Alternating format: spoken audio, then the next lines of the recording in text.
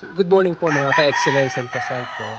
We're going to show you yung aming gagawin today, which is magpapaligo po kami ng mga used or mga ginamit na mga ullets at inhale nitong nakaraang national batch ng breeding.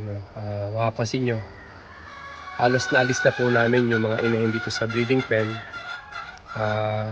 Na ginamit namin nga po sa national.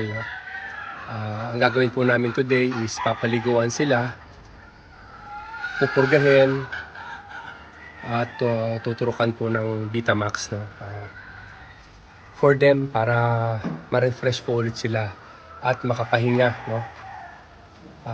for about a month or so bago po namin ulit sila gamitin sa next batches. So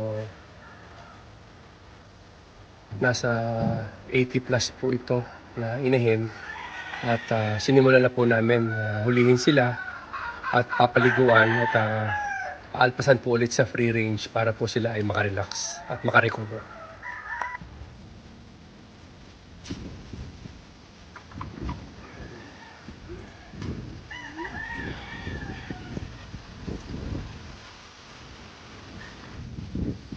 So after po maliguan at papurga, ay pasahin natin sila dito sa ginawa natin open range.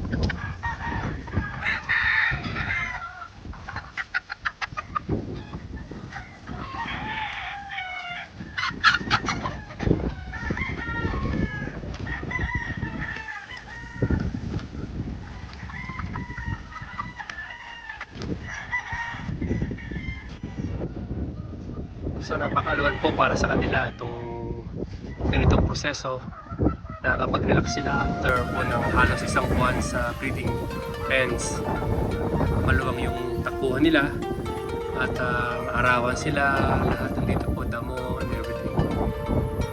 So we expect po na after around 3 to 1 month, sobrang sila